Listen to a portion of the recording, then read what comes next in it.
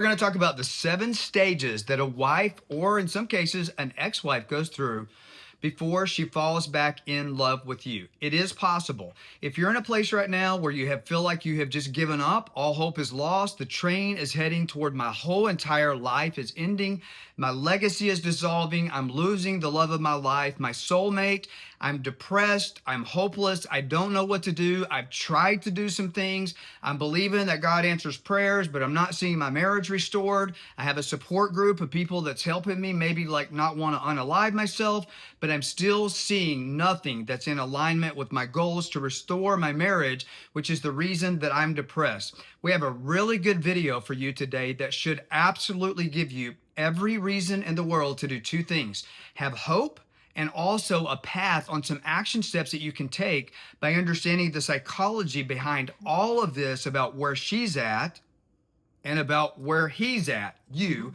And this is going to give you hope on what can you do to turn this all around. So what are the 7 stages that a wife goes through? We got our notes because we don't have a video editor right now, so we're going to be raw dogging this. So if we mess up and I drink my water and bend over, and right now we can't decide if we're sweating or freezing because I flew into the States for the blizzard with her. And so just bear with us today, because the whole point of today's video is not to be pretty. The video editing is not going to crush it, I promise you. This is not perfect. This is just for you. 100%. We're doing this because we're on the other side of the holidays, and we know what happens on the other side of the holidays because we lived it. Freaking depression, anxiety, and sometimes people maybe want to be tempted to go back to some old habits that you've given up and you've changed. I'm going to tell you, even if you have slipped up and returned to some of that, give yourself grace, repent, and let's move forward on giving you some action steps that you can do to actually have the marriage and the life that you deserve, that she deserves, that your children deserve, that your grandchildren or your future grandchildren deserve, to fix all of this mess that your mouth and probably her mouth has gotten you both into. There is a path to turn this around before you make things worse. So here's what they are. Stage 1 is, why does a woman walk out of the door? Well, number 1, she's mad, but in reality, there's a lot more than just anger. It's called negative sentiment. So I want you to go back and think about the day that you walked out the door. Well, anger, first of all, because I felt very unheard, unvalued, and unseen. And I thought, I bring nothing to the table here. So what am I even doing? Because this is pointless. Like, I felt like a terrible person because I just felt hopeless. Yeah, and I want to capitalize on that too. So I felt like a terrible person. So if you don't already know our story, in our case, when we got separated, I was on this other side of stage 4 throat cancer. Right. And that was like this 2-year journey. And as bad as this sounds, I mean, the reality of it is, you fought for my life with me like a junkyard dog. Oh yeah, we were on the fight for our lives. Yeah, for both of our lives. Yeah. Because if I would have died, it impacted the way that our lives looked. Yeah. But if you kind of look at that, Brandy stayed with me through all of that, through thick and thin. Well, why? Well, she's a good person, and she wouldn't have left me even if she hated me during that. But here's the common goal. When we were going through, cancer robbed us. It robbed my health. It actually affected your health. Yeah. Going through 3 doctors telling me that I had 6 months left to live, but you're also hearing 3 doctors tell you that your life as you know it is over. So you have all these fears that you're keeping bottled up. You probably didn't feel comfortable sharing those with me because you didn't want to seem selfish. Yeah.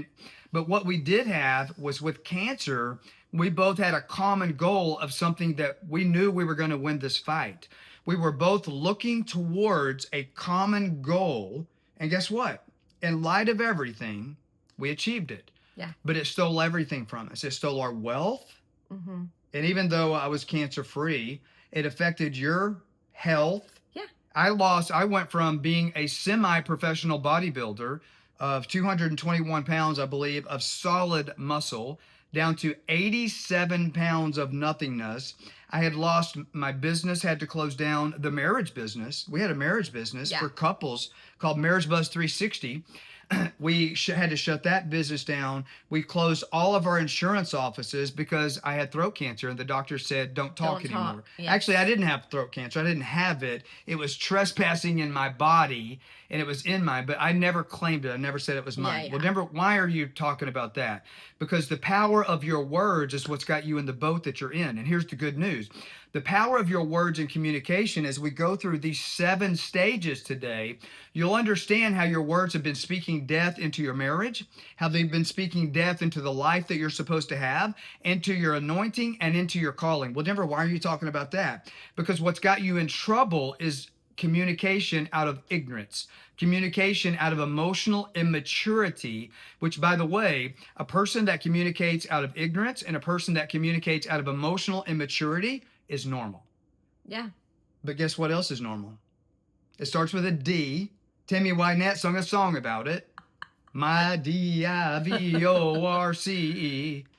became final today. It's called emotional reactivity. Me and little Joey are going to be walking. Why am I singing that song? Tammy Wynette filed for the divorce. But why is she all depressed and butthurt over it?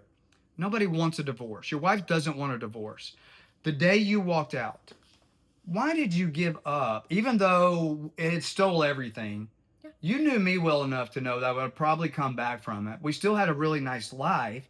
There was no money in our checking account, but we had multiple homes. We had vacation homes. We had all this and stuff. So financially, it was probably a good life, even though there was probably fear around the finances also. Yeah. But that day that you left, what made you so hopeless that the negative sentiment overrode? Did you still love me that day? I loved you, but I didn't like who you'd become because you have become very angry. Yeah, I was angry as hell. He was just angry at life because he felt robbed of lots of things, and he didn't feel like the man that you had always been. Yeah. And then he took it out on me. So I took it out on her. Yeah. So listen, if you're thinking about clicking off of this video, I'm going to tell you this is going to get more powerful as we go. And because the video's not edited, we're not going to crush it, and we're not going to keep the points possibly valid, hot, and heavy. But if you'll stick with this, this might be all you need to turn your marriage around.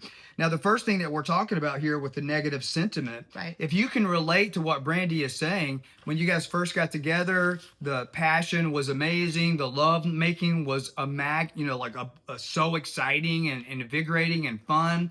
You were soulmates, you were best friends, and now all of a sudden you're hurting because you're still in love with a version of her that doesn't exist anymore. Yeah, you don't even see it anymore. When my wife walked out the door, I loved her more after she left than I did when she was there. But here's the thing. I was in love with the person that didn't exist anymore. Why, Denver, why do you say that? Because she changed. Yeah. I contributed to her changing. Right. She actually was unhappy. But she also started feeling responsible for my unhappiness. Well, Denver, why? Well, first of all, put in the comments if you know that's exactly where you're at. I contributed to changing my wife, not for the better. The Bible says, don't be a stumbling block to your brother or sister. I absolutely was a stumbling block to my brother or my sister. In this case, it was my sister. Now, going through what I went through, you kind of started aggressively drinking a little bit in the afternoons and stuff to deal with me going through chemo and radiation and hospitals and losing 150 pounds and being bitter and losing my voice and losing our wealth. I wanted to physically be present, but I also wanted to escape in my mind of this is not happening to us and this is not my life for just a minute. Yeah. So listen to that. The negative sentiment the day she walked, for her, it started before she walked. She was not really happy in her own life. Now, are there some things that she could have done to have been responsible to get herself a little bit happier? Probably so. You could have done yoga. You could have done some other things to escape. But then all of us, there's some things I could have done. I could have done some things. I could have been on YouTube and listening to sermons and doing some other thing to figure out why am I having fits of rage. I was on a medication that was causing me to have fits of rage. But guess what? I was holding on to stories that were true. Well, doesn't she know that I'm a patient? Doesn't she know that I've lost 200 pounds? I have no muscle left on my body. I look like a Holocaust survivor, literally. Doesn't she know all these things that are true? Doesn't she know this medication called gabapentin is causing me to have rage? Guess what? She I probably did not. didn't. She might have known that. She might not have known it. I But was just in a I'm a caretaker, people pleaser Yeah. person, and I just knew I wasn't getting it right. So I actually felt responsible. felt like a failure. Yeah. And I thought, heck, I can't make a difference here. He's better off on his own at this point once you got cleared. Put in the comments if you can relate to this, and let me ask you this. Put this in the comments if your actions contributed to causing her to feel like a failure. Now, what do you think tempted me to say things that were hurtful that would make her feel like a failure? Do you want me to share with you what it was? Looking back on all of this, Yeah. I was failing. I was literally the definition, according to my own thoughts at that time, of failure. I couldn't even physically make love to my wife. I was so weak. The bank account was empty. The business was closed down.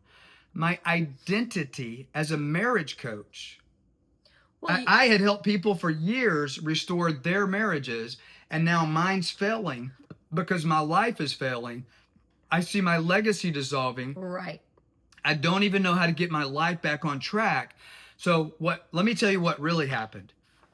We weren't looking, when the doctor said you're cancer free, we didn't have a common goal to fight for anymore.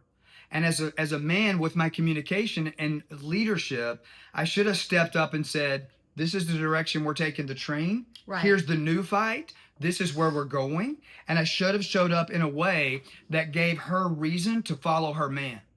I should have gave her a vision. The Bible says to get a vision, make it plain, write it down, and run to it. We had a vision. We lost our focus. We had a vision. Yep. And for when the marriage was on point, guess what? The vision was we're going to beat cancer. And guess what?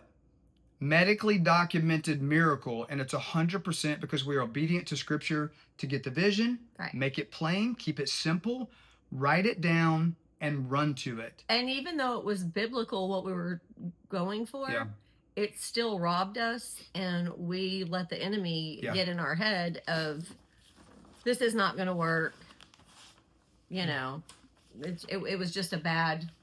We're human. Yeah, We're human. we're flesh. This yes. is what I mean when I tell you guys this. And if you've ever heard me say this, now, first of all, if you don't already know who I am, my name is Griffin, and I help men, and she helps me help men restore their marriage. When their wife runs to the courthouse and files for a divorce or goes to get a lawyer, she has no interest in working on the marriage anymore. She doesn't have a vision that it can be restored. She might say, I love you, but I'm not in love with you. She might hate you. I don't really know. But she has no interest in working on the marriage, and you literally would give your left nut to have her back. Because you know that the statistics around divorce and remarriage, it's not in your favor with the second one. You're hurting beyond belief. What I literally do for a living is help men that are in the shoes that I was in when we were going through this, navigate the restoration process the way that I did it. Let's move on to the next step. Yep. So I was feeling hopeless. Do you think that was an attractive feature? I was depressed. Well, Denver, you had a reason to be depressed. You lost all your money. You lost all of your weight. You lost all your muscle. You even had penile atrophy. Imagine how it feels for a man when his thing shrinks up. That wasn't a good feeling either. That added to all of this. And I couldn't even take care of my wife passionately. So imagine that. And that's why I was depressed. That's why I was bitter. That's why I was mean. But guess what? Out of the overflow of the heart, the mouth speaks. What do you think this mouth was speaking into this woman, into my marriage? I had good reasons, but holding on to those reasons Stories was costing me everything I cared about. Whenever you had a reason to be depressed, bro, you lost everything. That was true. But holding on to that truth was only going to get me more of the truth. The Bible says, to he who has not, what little he does have left will also be taken from him. But to he who has, more will be given. Because I chose to focus on what I didn't have, the little bit that I had left was also being taken from me. Well, how do you fix that? You find somebody that's not qualified. God does not call the qualified to help you with stuff like this. He qualifies the called. I've been through this, which is why we're so good at restoring marriages when only one person wants to fix it. Yeah. The first thing that you've got to do is say, hey, there's literally scripture that says what I have left, it's also going to be taken from me if I don't do what? What else does the Bible say? You have to have a transformation by the renewing of your mind. Yeah. Out of the overflow of the heart, when you start changing what comes up here, that changes here. And then in a very real, organic way, it changes and you start speaking life back into your own future. You start speaking life into her. You start speaking life into your legacy, into your children. And this is how you start the process of restoring it. But by understanding that negative sentiment is a very real thing, and there's a way to come on the other side of this and reverse that with your words. This is why I say no contact does not work. I talked about in my last video. Now, what's a resource? Guess what? This week, I've been talking about this now for 4 weeks. I am officially 90% on the other side of pneumonia. We are doing our free communication text message training this week for my YouTube subscribers only. 100%. We're going to drop the link within 24 hours. If you'll stick in the comments, if you know, Denver, I need to change my heart. I need to change what's coming out of my mouth because I've been aligning my actions with my feelings of depression. I've been aligning my actions with my excuses. I've been aligning my actions with my stories that I've been holding on to. Don't she know what this is doing? Don't she know what I'm trying? Don't she? All of this stuff that is probably... And this could be anything with like you lost your job or you're depressed. You don't feel good about yourself or your kids are not in line with like what's going on in your life. Yeah. Our example for us at the time was cancer, right? But this lines up with any single thing in your life that it could be anything under the sun. It's your situation personally.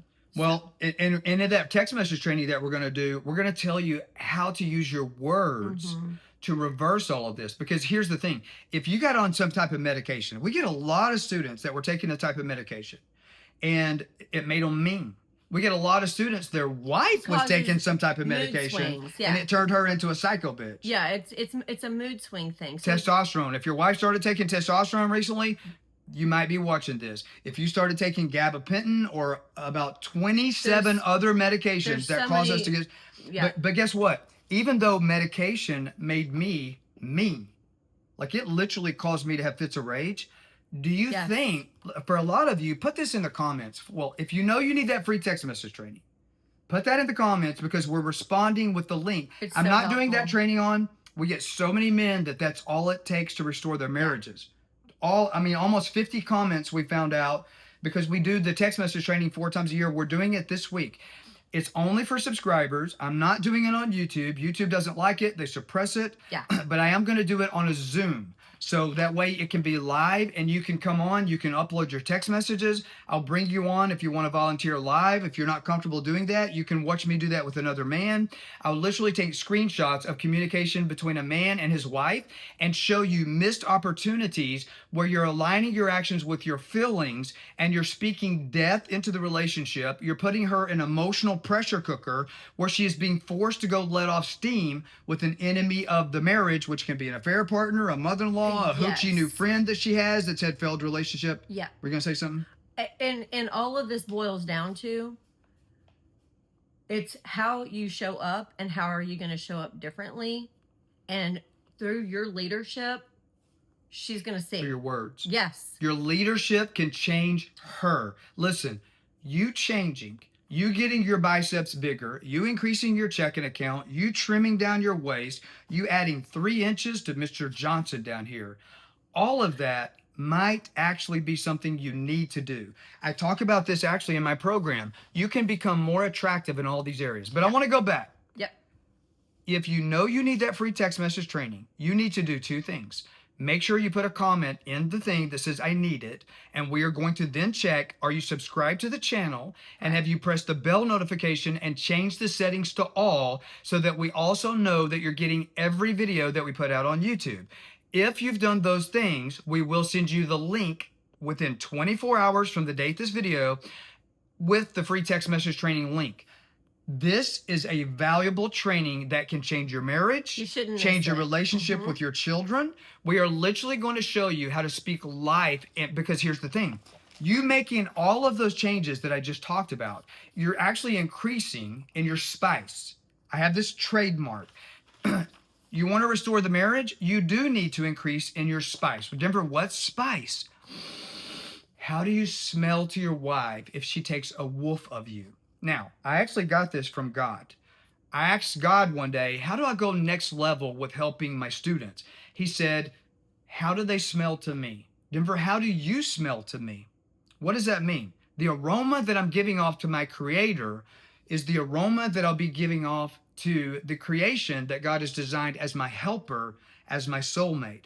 And the way that we do that, the way that you change your aroma is you change your heart, your mind, and your words, because these all three are connected in your communication. What changes this, right, is your spiritual, your physical, your intellectual, your character, and your emotional attractiveness. Now, in the free text message training and in today's video, the points that I'm giving you, that's increasing in your intellectual and your character attractiveness just by understanding these things. So what happens after negative sentiment has had just a minute to soak after you've got a separation? That could be an in-house separation. You could be nesting with the kids. Right. It could be a physical separation. Stage two of reconciliation. Number one, you start with communication. You can turn the train around in 7 days if you just knew what to say. Now, in the communication, it's the jump start to the whole thing. 100%. And Yes. But here's the thing. In the communication training I'm giving you, I'm not going to tell you what to say. I'm going to teach you how to see what she's saying. Yeah. And then speak life into her from your heart. In this communication training that we're going to do this week, I'm going to give you eyes and ears to see what you've probably never in your whole entire life seen or heard. Well, why do I bring that up? It's a new way of being for you, basically. Because you're communicating in a way, I like to call it the ruby red slipper theory. What you're doing in this communication training that we're going to be doing is I'm teaching you how to put yourself in Dorothy's red slippers, and then I'm showing you how to look around to feel the temperature of the room, to smell the aroma of where she's at. Is the hair standing up on the back of her arm? Is she depressed? Is she full of pride? Is she hurting? Is she resentful? And I'm teaching you how to feel that. It don't feel good to feel that, but at the same time, it feels amazing. And it makes her feel heard, valued, and seen. Yeah. Because you're putting a new perspective on how you see her, and love her, and she knows it. When you start making her feel seen, Mm-hmm. she will actually, for the first time in a long time, actually see you. See, right now you got a problem. If we're to raise up the veil to your heart, and if your wife could actually see that hurting heart and how much it would give your life for her, you wouldn't need me or the program. But how do you get her to see your heart? By making her feel heard, by making her feel valued, which will cause her for the first time possibly in her entire life to actually feel seen. Yep. Once you do that, which by the way, you can do that in 7 days. And I'm going to teach you how to do that in the free text training class that we're doing this week. But what would be stage 2 after she starts feeling seen? Well, we want to continue the momentum for the rest of your life. Now you've been trained on how to use your words to make her feel heard, valued, and seen through your words. Now, remember, are you teaching NLP? I have this Christian guy. I'm a Christian, by the way. And I don't have blind faith. I've literally have seen angels the night before I had a medically documented miracle. But I get so much hate from the Christian community because I always say God doesn't have a return desk for your marriage. For those of you that says, well, I just give my marriage to God, that is literally satanic because it's the opposite of Scripture. Because faith without works is dead, and you have to put in your part. You got to do it. Yeah. If your wife has the wall up, bro, you're not supposed to sit with your thumb up your ass and say, God, bring it down. Even in the Bible, God told the Israelites, you got to get up and march around that wall 7 times, bro. You got to take action. Do the work. You got to take action. And the work is coincidentally not working on your marriage. Yep. It's working on seeing your wife, feeling your wife. A new way of being. A new way of being. Yeah. So that leads us to stage 2. The stage 2 of reconciliation is the resentment switch. So a lot of you you might be in stage 1 and stage 2 at the same time. So here's what resentment switches. I made some notes. If she's giving you mixed signals and you're confused, right? So she is telling you this separation is just temporary. Well, guess what? Separation is separation. And what's so crazy? She might actually believe the lie she's telling you. But I want to tell you this. Did you know, based on surveys done, 99.6% of women that have told themselves and their husband or their baby daddy that the separation is temporary, once you get separated, whether it's in-house, whether it's doing nesting with the kids, or even physical, the pressure that you've been putting on her is removed. The elephant is gone. She can breathe. Right. Now she starts having the ability to find herself, to feel herself, to breathe, to start feeling like a woman again instead of like one of your children. Guess what? You're in danger.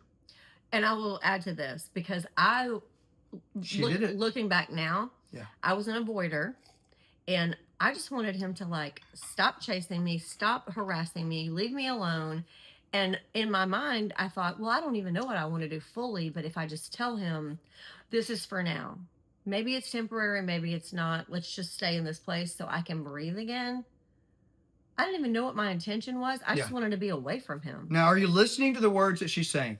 I didn't even know what my intentions were. She was telling me this was temporary, but her actions were leading towards never being together again. Yeah, and in the back of my mind, I didn't want to ever be with him again, but just for the sake of peace, because I'm a peacemaker, and I didn't want to face it. She was lying to me. Yeah, but I mean, Your I didn't wife- really know it. I right, was just like, right now, your wife is unintentionally lying to you Yeah. because she doesn't want to hurt your feelings. So this is why stage 2 is actually called the resentment switch. right, Whenever she starts accepting separation might be easier, divorce might be easier, then she starts resenting you on a whole new level. And this is why you'll see an otherwise normally nice person literally start hating your guts. Put that in the comments if that's what you're seeing happen in your relationship.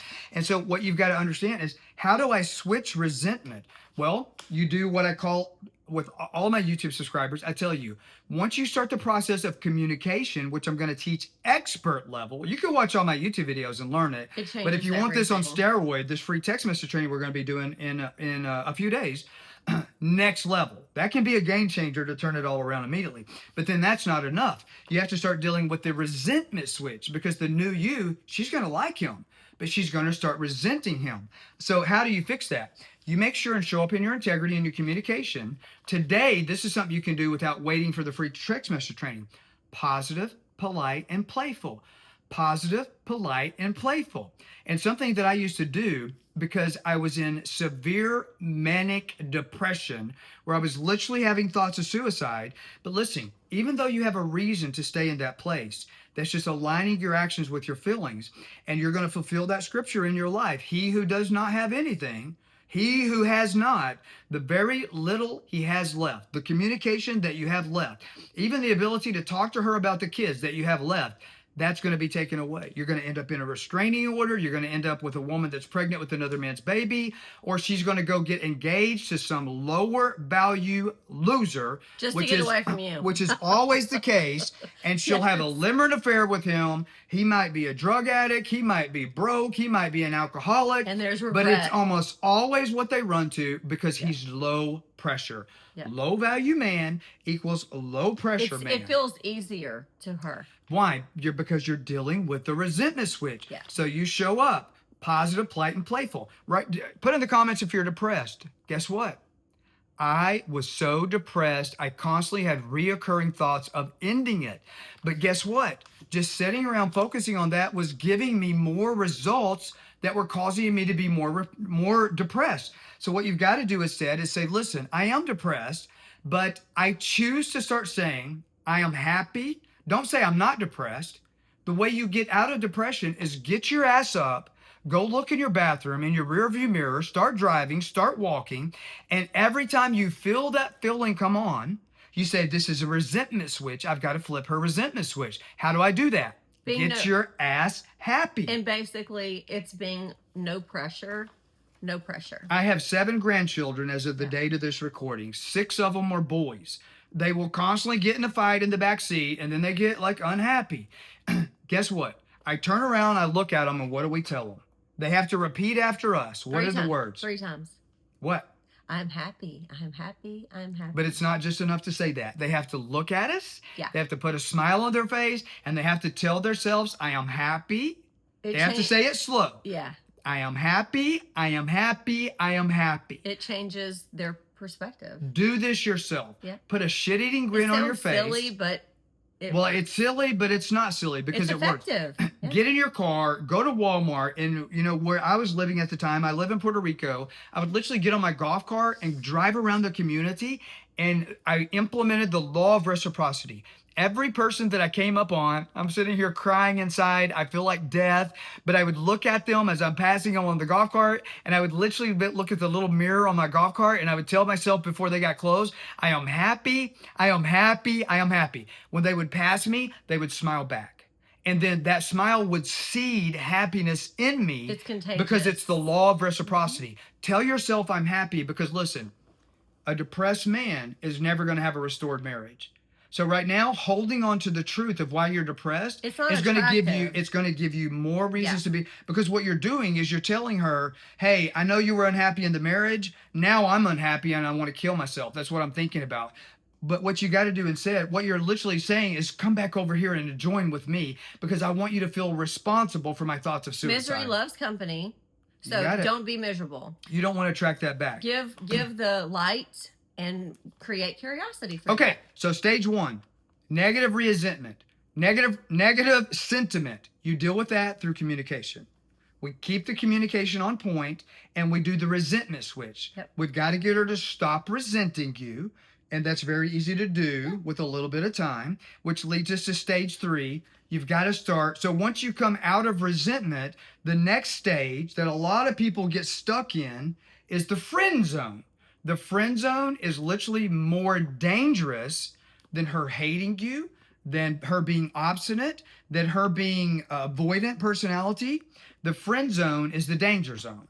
The friend zone is when she'll start to use you at that point. Not even on purpose, just natural. Because it feels good. Because if you start acting like her husband and she's using you like a husband, but it's not friends with benefits, then she literally will say, well, anybody that would put up with this is just a low value loser and that's not husband material. Mm-hmm. So what'll happen is you'll breed a different level of silent resentment where you're going to be defined as a cuck. So the way that you get out of that is you have to know how to navigate the communication, which I'm going to teach this in the communication training, sexual polarity. You got to figure out how to stay on the other side of resentment, but now start making sexual polarity. So you got to start flirting again, rebuilding attraction, and keeping the energy, not just positive, polite, and playful, but a little sexual, which is where the word play. So you start with positive and polite, but if you don't turn it to playful in a sexual way, game over. Without coming across perverted or nasty, like, you know what I'm saying? Here's the goal. Don't the goal, with enough time, if you're actually one of my page students, we will take it perverted and nasty. But at this in a way that honors God, though, and something that's so beautiful. You don't want to be like sending her pictures of yourself, like nudity or anything like that. If you're push yourself on her of like, you want it, baby. Not in the beginning. No, not in the beginning. But the goal is to get it there. Yeah. Now I don't know about saying you want it, baby. No, I'm saying like you want me back, and just the harassment part of it. Just create curiosity. By the time I got to step number 5.5, she was getting nudies. And she was sending them back. So the goal is to take it there. 3 P's and create curiosity with a little bit of fun. I'm not going to lie. Listen, I'm all about emotional intimacy because that leads to sexual passion beyond your dreams. And, I'm going to be the first to admit I'm a super freak. I'm a super freak. But when a woman is been penetrated emotionally, she will be ready to be penetrated physically in ways that you never thought could actually happen in a marriage because she feels safe. And the stuff like maybe, one of the things that can come out on the other side of this is your sex life can have a whole new level of freak after marriage restoration. Oh, yeah. In a way, but Denver, what do you mean? You sound dirty, bro. I can literally tell you that soulmate status can be achieved. You can emotionally connect so beautifully and connected that it can literally become the act of sexual passion, can literally become a form of spiritual worship to your creator. And it's fun and it's exciting, and it can be sex that the old you thought your wife would think was so taboo that you can never do. In the bedroom, nothing is off limits if it's between you two. Sure. Nothing is off limits. But you got to create the sense of security, curiosity, and the 3 Ps, all the things before it gets to that point. Which leads me to stage 4, projected reality. Once you reestablish sexual polarity on the other side of the friend zone, you got to get in the friend zone for a second, but then you turn it to playful, and you start out playful with jokes, and then you start out playful with a little sexting, and then you go into projected reality. Remember what's projected?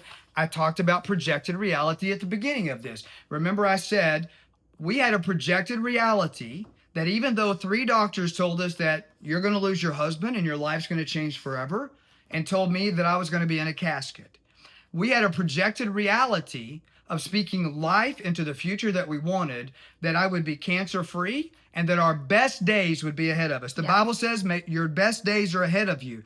Well, a lot of people end up in the grave because they don't take action to align with their faith to believe that scripture, and then take action to bring that in. Yeah, they just get depressed and they give up. You got it. Yeah. And that's why a lot of people die. A lot of people end up in the grave, and it's all that could have lived if they would change this, this, and this. Yep. The reason that I'm alive is because of obedience, this, and this. The reason my marriage is restored is because of obedience, this, and this. Aligning my actions with my goals, not my feelings. Does that make sense? And so projected reality. Once you guys get into the friend zone and it becomes playful and it becomes a little sexual, then you start talking about a future together again. You might talk about a camping trip with the children coming up with the spring. Would there be something, a possibility that you might entertain that? Like a baby step. You got it. Yeah. Now, she's going to start dating you again, probably at this point, right? But she's going to do it in secret. She's going to do it in secret. Put in the comments if your wife is dating you, but she's doing it in secret. She's not telling anybody because she's already created. She's embarrassed. She's embarrassed. The enemy of the marriage. Family, friends. She's told her hooker friends. Or just not even that. She's told her hooker but friends. Like her friends at work. That you're a narcissist. That once a cheater, always a cheater. Her family. That you were sexually abusive. You were physically abusive. Your children. I mean, it's all going to be out there, whatever she says. Never, why are you joking about a hooker friend? Because she probably has a hooker friend. Everybody She does. probably has some hoochie ho that's had 5 failed relationships, 4 kids with 7 guys, and that's her support system. But some people You do. sort of did. You had an enemy of the marriage that was a miserable person. Of course, but not like that. At that time, a good person, like the best-hearted person in the world, but at that time, miserable. I hold my friends high, but yes, I had some negative feedback because they wanted me on their side of the fence. Did you tell them I was a narcissist? Yeah. Did you tell them I was verbally abusive?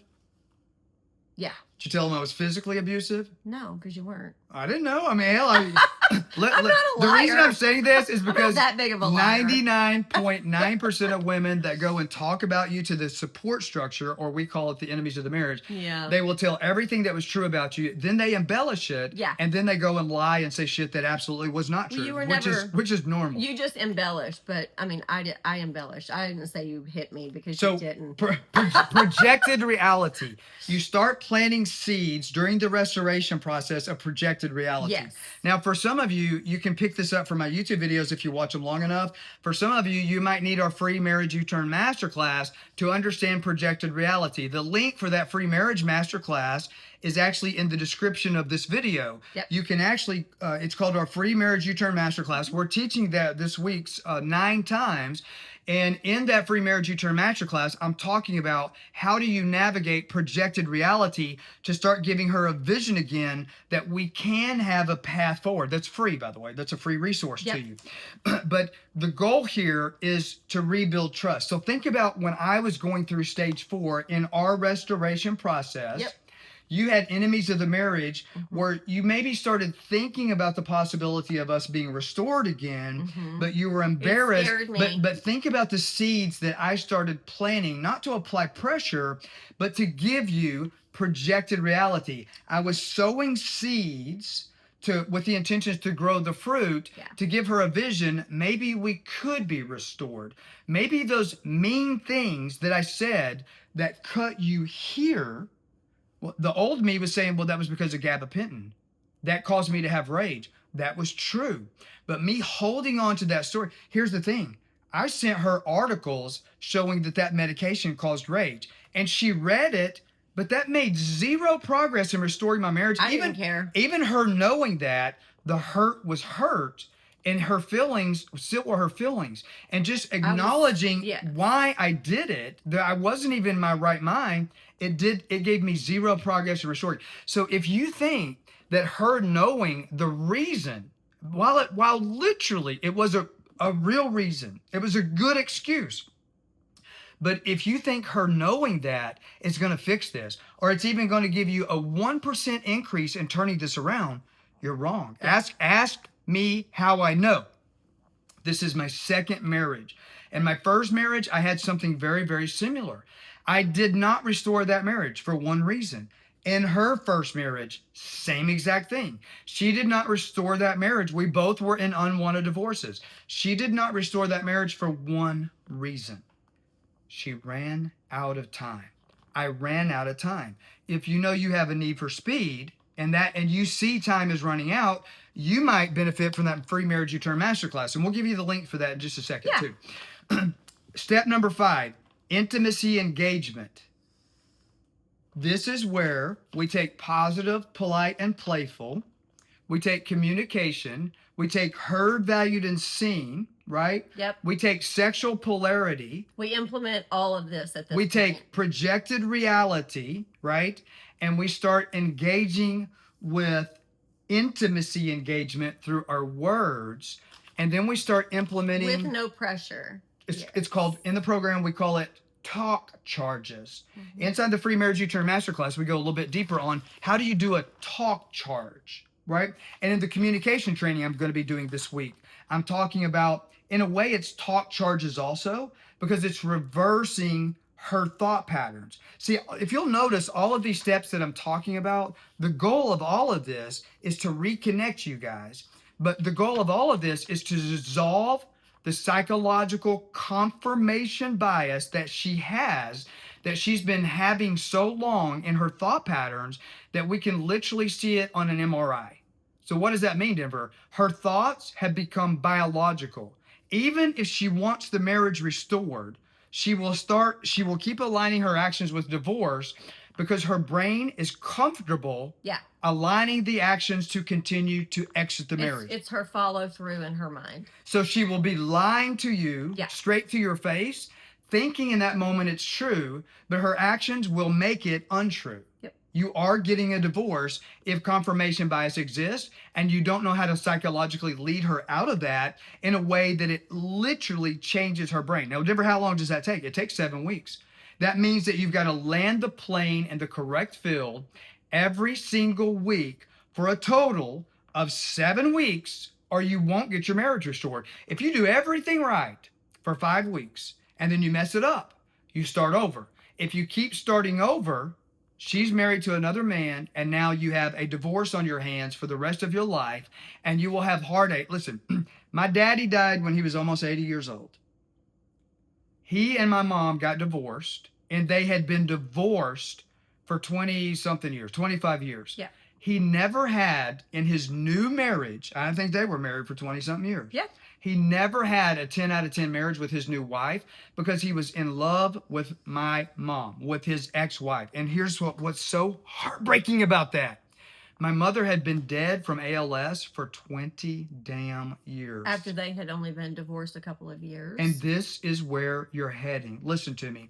Divorce is the price that you will pay the rest of your life. And if you think you're depressed now, for it as well. if you think you're depressed now, Wait until you have your 7th grandchild and you're still in love with your ex because you don't know how to let it go. And I'm here to tell you today, you don't have to let it go. I'm so thankful that I did not listen to my friends and my family when they said, let it go, let her go. I'm so thankful that my family just got back from a Disney cruise where we gave all of our children and our grandchildren a life experience, the memories of being connected, of being together. We didn't split our finances. We didn't split the family. We didn't tear everybody apart. We didn't make enemies of the marriage. Now listen, your daughter, which is my stepdaughter, which was an enemy of the marriage. Because I turned her against you, yeah. She literally told my wife, when my wife started having emotional reset with me and I started doing projected reality and she started thinking about there could be a path forward, her daughter could sense that. And what happened was her daughter's like, oh, the resentment switch is taking place. She could sense that. Her daughter could sense that she was lying to her about talking to me. And what'd she tell you? If you go back to him, what'd she tell you? She said, I'm done with you. And we're best friends. Like, she would never say something like that to me. But she meant it at the time. And it hurt me and it was heartbreaking. But I had to make a decision and I knew with time it would heal itself. Yeah. Well, and it did. You know, if you really think back on that, though, you really didn't know that. Well, it was a huge concern that you didn't know. I was very concerned. But I'd hoped in my heart, like with prayer and knowing who I am as a person, that it would turn around. So in stage 5, with intimacy engagement, the goal in that stage, after you get past projected reality, is for full reconnection, physical and emotional. Yes. So you're doing touch charges, talk charges with your communication, with your text messages. You start touching the back of her arm, sexual polarity. You start, like when you start all this, she's like a horse that's skittish, seeing a rattlesnake, a little shaky, like don't touch me. Like she might pull away from you but then eventually when you go through these stages of reconnection, of restoration, which is a psychological masterpiece we're laying out here for you, right? Eventually those touch charges, she'll start softening up, but you still have your enemies of the marriage. You're still not to the finish line. Confirmation bias still exists. So we continue to dissolve it, right? And just keep remembering it's not about all the things you're doing right during reconciliation. For her, if confirmation bias still exists, it's still about the one thing you do wrong, which is where community comes in. A lot of you don't have community. You don't have support to get you out of this. We actually have the first step of every man that we've restored their marriage. They all take the first step to joining a community of other men. We call it iron sharpens iron. Every single one of the men that's in iron sharpens iron, amazing. They're facing a divorce, they're in separation, and they thought there was no hope, and she has no interest of restoring it. But through community of every single one of these men are in the same boat. And they build each other up because everybody's in a different step.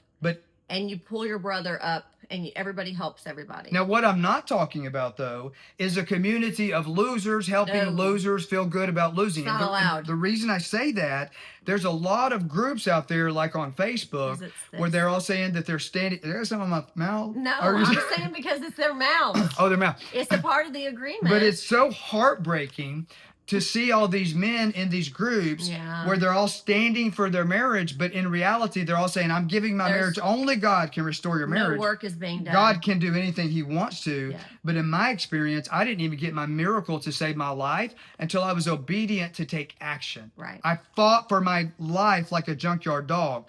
And then when I understand how to translate that into my marriage, if you just give it all to God and you don't face the reality that you need to do something different, and it's not just about you getting in the gym. It's not about you getting yourself or your life back on track. Because at the end of the day, unintentionally, that's just you being selfish because you're trying to get out of pain. And the reason I say that's selfish is because she's in pain too. You just don't see it. Look at the video that we did a while back. I'll put the video that we did a while back about where she's at, why she's acting like she's fine, why she thinks that she's fine. She's trying to convince herself. And we'll put the link to that video at the end of this video, but she's not fine. And if you let this relationship end forever, what you're going to do is you're going to leave her worse off. You're going to leave her miserable. You're going to leave her in the state of everybody's depression. worse off. The kids, everybody. Everybody's There's worse off. Huge regret. And All there's right. studies on this. So stage number 6, as you start the restoration process, a lot of you, you're in a place where something has happened where she has emotional scars, and so do you. Now, this could be from childhood trauma. Right. This could be from something that neither of you even know what it is, but it's causing one and or both of you to have anxious attachment or avoidant personalities next level, right? And it could be one of you had an affair. It could be both of you had an affair. It could be verbal abuse. It could be you thought you were a narcissist and she said you are.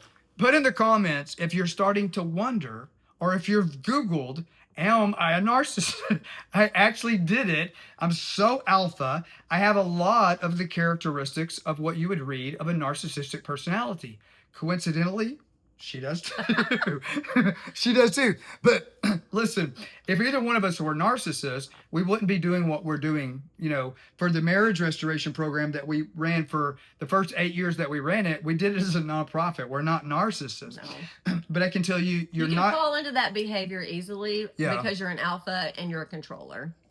So you just. But even if you're not an alpha, I attract mostly alphas because that's me. Right. And I attract mostly entrepreneurs that are business owners, that are go-getters. It's one of the reasons in some of my videos I've made some comments where people put, hey, you started talking about you don't really help broke people. I've been a broke person. We were laughing about this earlier, okay? God has blessed us with a good amount of wealth. But we were laughing about earlier, probably somewhere in both of our closets, we have old EBT cards from when we were broke off our ass. We were hustling and bustling, doing everything we can. Trying to restart our lives. But I'll tell you this is the reason I say God don't always call the qualified. He qualifies the called. We went through a season of hell. We went through a season of poverty. But you know what? We would have never stayed there. Why? I bought my first truck when I was 12 years old. Paid cash for it. Why? Because I had been busting my ass selling pecans and fur as a little kid in Texarkana, Arkansas. I'm half Texan, half Arkansan. Texarkana is half in Texas, half in Arkansas. But the reason I'm not trying to be selfish and make this about me. The point that I'm making is holding on to stories is going to keep you from aligning your actions with your goals. And you sitting there in your feelings while you might have a very real reason to be depressed, if you don't understand that as you take this process of restoration, what you think is intended for your harm, whether it's an affair, were you an alcoholic? Did you use drugs? Did you cheat? Were you having same-sex attractions? All of this stuff that you aligned your actions with your feelings and you let that stuff get the best of you, those cause traumas. She may have caused something that would cause trauma in you. You might be dealing with projected confirmation bias. Maybe your mama was controlling and that caused you to react to your wife in a way that was resentment, in a way that you scarred that pretty heart. But your wife might have reacted in a way that she scarred your heart. Put in the comments if your wife's beat the hell out of you. I mean, a lot of my students can relate where she has beaten the hell out of you and you're like, I'm not going to go back into that marriage because, I'm checked out. If that's where we're at, this is toxic. Guess what? If you don't fix her and lead her back into restoring the relationship, you're going to recreate the same bullshit with the next woman. And not out of control, but you shift into a new way of being and new leadership, and you're going to show up differently through this program. It works. Well, not only the program, we can teach you how to do this in communication and the free Marriage U-Turn Masterclass program. Any other that you choose, 100%. But here's something else. What you're saying, though, it's true and it's not true. So here's what I mean by that. If you want control of your life back, you've got to give up control of other people. Yep. You've got to give up control to be in control. Yep. But now here's the thing. If you want to take control of your marriage being restored, you want to take control of your own life back. See, a lot of people get confused. They think to restore a marriage, they go join some program. And what happens is they feel like they take their life back, but it gives them zero progress in restoring their marriage. Yeah. Okay? Because it shows them how to get their life back on track, but it doesn't show them how to make her feel heard, valued, and seen. It doesn't show you how to change her. And if you don't learn how to change her, that's selfish. and she will resent your changes. Put in the comment if you have got your shit together. You're a 10 out of 10 and you become the very man that she's told you that she wanted you to be. Now she hates you for it. This is the reason that 63% of my students in the actual program we have called DivorceStoppers come from other programs, because those other programs are teaching you how to get your life back on track. But that's selfish, because what you're doing is you're leaving her in the pit of hell. Yeah. Which is why I say what's intended for your harm, now she's traumatized, she's scarred, she's an avoidant, and you're feeling good, so it makes it easier for you to let it go and move on to the next one, and it's not fair. People say, I fly all the time. I'm on an airplane typically about once every 7 to 10 days. And so obviously I get a lot of conversations, because a lot of times we fly on different airplanes because of our life. And I get asked this question a lot. What do you do for a living? I help women and children have the life that they're supposed to have. Well, Denver, at the beginning of the video, you said you help men restore their marriage when the wife's not interested. Damn right I do. And the way that I help women and children is by teaching the man to get his shit together, but also to change her and to help heal her heart. That's part of the process. It's not just about getting back together.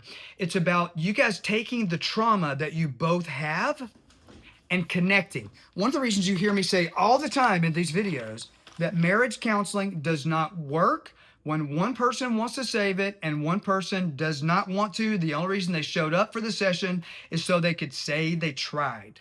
The reason that doesn't work is because one person can get their happy back and the other person is in the pit of hell. Yeah. Now, you both have confirmation bias. Well, you hear me talk about all the time in the videos, the confirmation bias she had, the confirmation bias that your wife has. It's not enough to get rid of her confirmation bias. You've got to get rid of yours. But right now, what we're talking about is the actual problems that are scars that you both have. And guess what? Right now, if you're watching this video, she can't deal with it. The relationship is simply not strong enough to deal with it. And if you did deal with it right now, if you went to a counseling session, talking or trying to work on those problems will do one thing for you, brother. It will get you more problems. Yeah. That is the reason that counseling doesn't work when one person's out and one person's in. Yeah.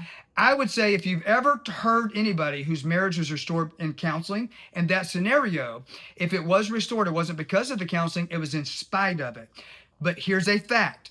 The problems still need to be addressed. Yep. But we do it in a way that actually implements scripture. What's intended for your harm, God has a plan to use for your good. Yep. Now, if you're an atheist or you're agnostic, okay, guess what? This still works for you. Yep. Because this promise is for everybody. Yep. So what do? We take all that shit, the projected confirmation bias. She had a bad daddy that was abusive. Now you're paying the price for that. And you started aligning your actions with your feelings and how you responded, which gave more of it and added on to her trauma. That shit has got to be dealt with. And if it's not dealt with, if you get back together, you're going to get separated again. Put in the comments if this has already happened to you once or twice. You got back together. You guys thought you were going to be soulmates. It was heaven for about 2 weeks, maybe even 2 months. And then it started drifting and you got separated again. Why? Because you did not use what's intended for your harm to connect. We can take her scars. We can take your scars. We can take her pain that may have nothing to do with you. It's her child. So many counselors tell people this bullshit. You should not get back into the relationship until your childhood traumas are resolved. The fastest motherfucking way to restore and heal from the childhood traumas is to restore your relationship so you and your partner can walk through this together. Yeah. The healing comes faster. We take what was intended. Why is it? God allows us to walk through some shit because he has a plan to use it. Yep. I have the most childhood trauma of any person I've ever met in my life. My childhood was a shit show. But you don't look at yourself as a victim. I thank God every single day for the shit that I had to sludge through, because that shit positioned me into my anointing. It's your story. It's your path. It's how I now help people. Right. It's how we help people in this Free Marriage U-Turn Masterclass. It's how we help people in the free text message training heal, recover, connect on a spiritual level to the point that sexual passion, it literally feels like you've left Earth. And it's very possible to do this. Lingering hurt. When you and I went through this, what was intended for your harm, that shit, we swept it under the rug for a few weeks. Mm-hmm. But once we started connecting enough emotionally, that's when I had the wisdom to get with her and to address this in a way. Now, I'm going to tell you, when we went through this stage of what's intended for your harm, we use for your good, when we got to stage 6, we took the problems. We were already starting to connect. We were starting to date in secret.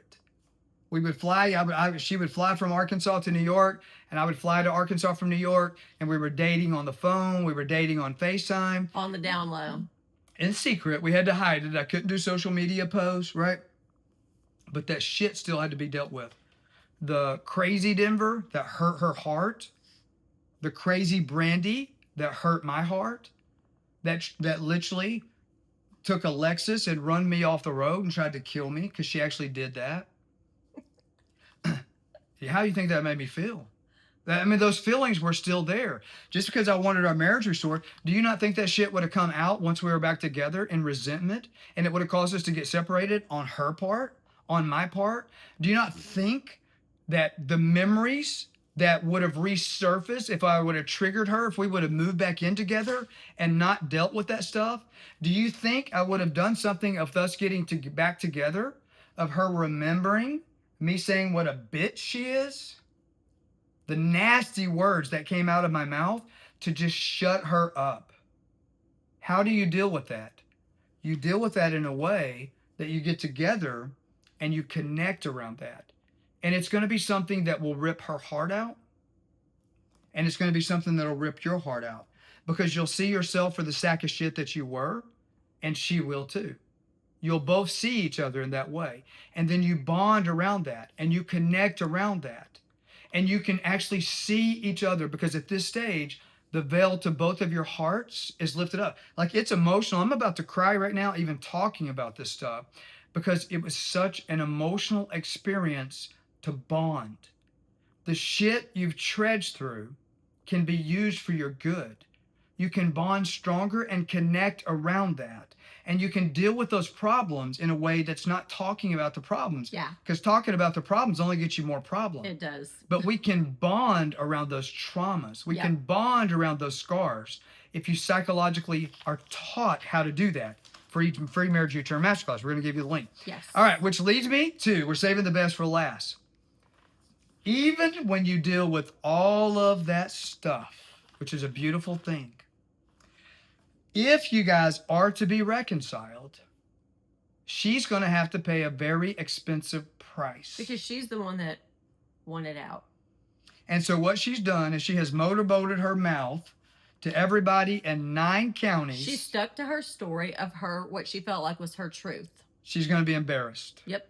She wants to come back to you by stage 7. Yep. You probably are having sex, and it's probably 10 out of 10. And everything's on the down low on her, because she said she's in love. She's in can't love talk with you about again. She's not only she don't just love you at this stage, but she's also in love with you, right? your new way of being. The But new you. like that movie Sweet Home Alabama, she's got one foot on one horse. What is that? The guy says you can't ride 2 horses with one saddle, sugar bean. Mm-hmm. At this point, she's riding 2 horses with one saddle. One horse is still not getting back together, which means it's still heading to separation. The other horse, you've ruined the story. The confirmation, the cognitive bias is gone. You guys are making love. She loves you. She believes it can work, but she will look like a mofo idiot to everybody that she knows. Just for a minute. Her entire support, well, in her mind, though, Oh, I know. It's paranoia. she thinks that she'll look like that forever. Yeah. Like, Her daughter is telling her, if you go back to him, I'm done. Her mama is saying, girl, if you go back to him after I paid for that damn divorce, I am never talking to you again. Her mama is putting pressure on her. Her best friend's putting pressure on her. The affair partner is putting pressure on her. It's part of the all process. her friends, her colleagues, her family, her sister. It's not unique. And the damn family dog is looking at her like, it's what happens. You're going back to that abusive narcissist? You're going to lose your dog, girl. That's what she's thinking. She's thinking the dog is going to hate her if she goes back to you. And guess what? For her, now the stress is on like Donkey Kong because she wants to come back. The pressure, yeah. But there is so much pressure on her. If you don't understand how to bring her back into the relationship fast, we teach you that. Psycho confirmation bias that is based in zero reality. Her brain will literally make up lies that are based on zero truth. And you absolutely will be heading to something far worse than what you experienced when the marriage was ending and you were facing separation. And so what you've got to do in phase number 7 is make the price for her to stay out so much more expensive than the price that she absolutely will have to pay to come back in. But Denver, how do you do that? I'm going to walk you through some of these steps in the free Marriage U-Turn Masterclass. So what I want you to do right now, if you haven't already done this, go to the comments and say, Denver, I need that free text message training that you're going to be teaching this week. And me or my team will send you the link to register for that Zoom. I'm not going to do it on YouTube, but you have to be a YouTube subscriber. But if some of this other stuff you also need, I would encourage you to let go of the stories. Your brain has probably shut down. Your brain is doing what my brain did in this stage. The pain was so overwhelming that I was in denial. I gave my marriage to God. I expected Him to go do what I should have been doing. And I was literally in denial. I was hurting so bad that I thought, I don't even want to wake up tomorrow. And I thought that one day I'll wake up and it's just going to be over. The nightmare is going to be over. But listen, my friend, if you don't do something different, the little bit that you have left with her now, it's also going to be taken from you. This very video, you might be at a turning point where the decision that you make right now is going to determine the way the rest of your entire life looks. Yeah. Take action. It's urgent. To help your wife. Yeah. Take action to help your children. Stop bawling and wallowing in your depression. Stand up, because it's hurting everyone you love. If you're feeling like, I don't even care about me anymore, then do it for your wife. Because if you don't fix this, she's going to be re-entering the same crap with the next one. And that relationship, based on statistical numbers, will also fail. So if you actually do care about this woman, do something different. Stick in the comments, I need the free text message training. Also, click on the link or go to denvergriffin.com/masterclass and register for the free Marriage U-Turn Masterclass, because this is the first step in joining a community of men that can help you, where everybody's in your situation. They're dealing with the depression, they're dealing with the trauma, but they all want to restore it. And the free Marriage U-Turn Masterclass, those seats book up really fast. I don't want you to register for that and then have to wait 10 days. So go grab your seat for that also. And if you're wondering how your wife can act like she's okay, in reality, she's not. She's not okay. Click on this video right here, and we're going to show you why that's just a delusion that she's living to protect her own sanity.